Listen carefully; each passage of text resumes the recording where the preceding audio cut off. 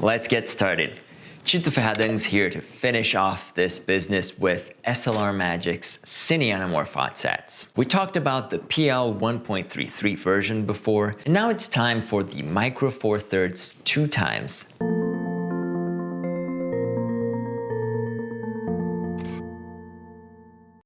Getting them was a joint effort from SLR Magic and Vistek. Big thanks to these guys for allowing me to keep these lenses for as long as I had them. So let's first take the lenses for a spin, then jump into me reading a collection of information from SLR Magic's website, look at pricing, then the technical stuff like sharpness, coverage, flares, breathing, and so on. You can use the chapters in the timeline to quickly navigate through this video. I'm not gonna ask you to like the video before you've seen it, but it's definitely on you if you forget to do it at the end.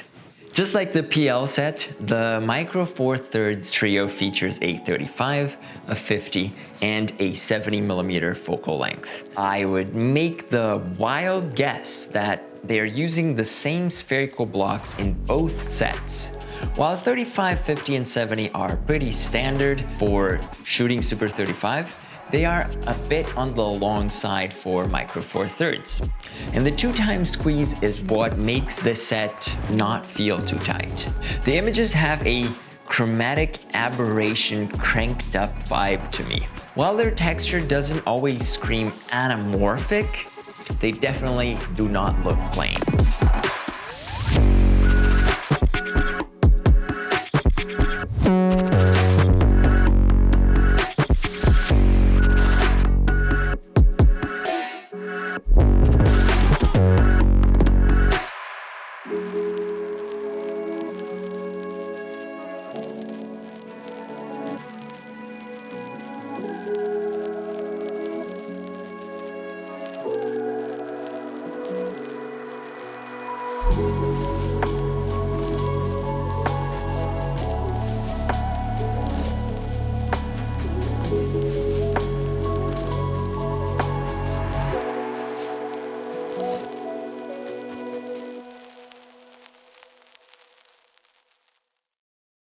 These lenses come with MFT mounts. They are fit for mirrorless cameras and cannot be adapted to almost anything else.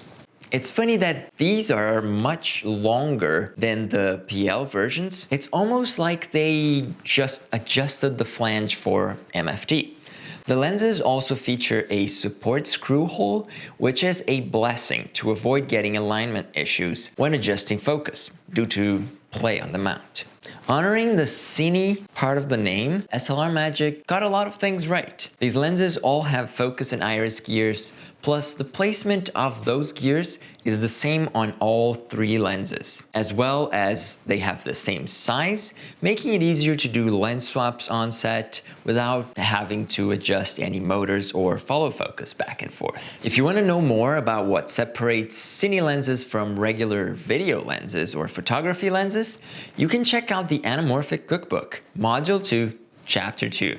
Lots of info there that I won't repeat here. The fronts all have 82mm threads, which is great for screw-in filters, and minimum focus is at 3'6" or 1.1 meters across the set. While this is okay for the 70mm, it's not a great thing on the 35mm, where you constantly want to get closer to people, plus the intense Micro Four Thirds crop. Focusing causes the front element to both rotate and telescope, which means that you can get some pretty wacky effects if you're using a polarizer or a variable ND.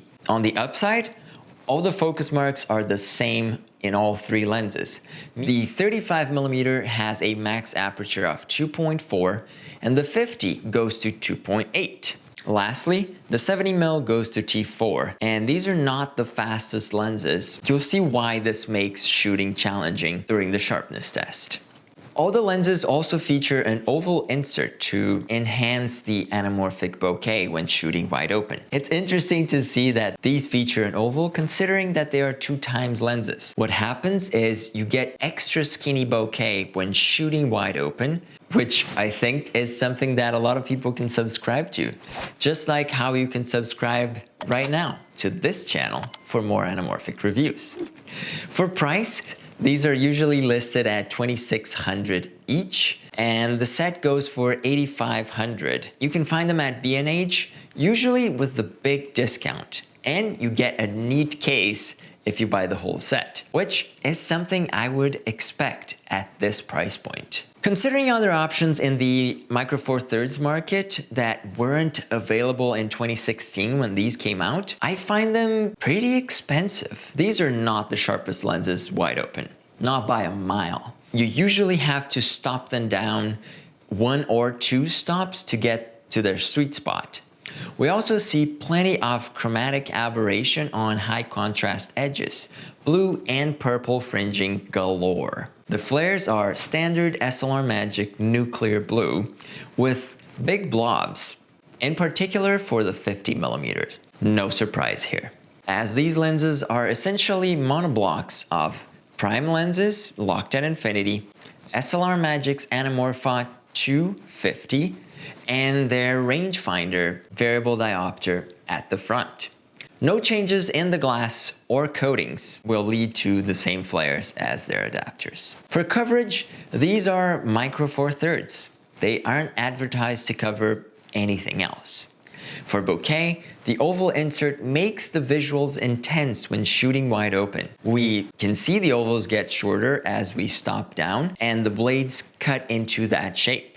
Distortion also affects the bokeh, and we can see it's pretty strong on the 35mm. The 50mm is a lot cleaner, and the 70mm has almost no distortion. Last, rack focusing introduces some breathing, as the rangefinder is effectively a diopter at the front of the lens. I noticed the image expands a bit when focusing closer, giving you slightly less field of view. My main thought about these lenses, both individually and as a set, is that they're still pricier than they should be, especially with competing options from Vazen and Sirui. But the look is not a boring one. If anything, it's too cranked up. Bokeh, although elongated, feels smeared, and the chromatic aberration make it for a consistent look that you might not want over completely different projects. So what do you think of them? I would love to hear your thoughts in the comments below. More importantly, check out the perks of being a member of the channel by clicking the join button just under the video. This is where we go our separate ways. I hope you have an awesome week, and I'll see you on the next one. Out.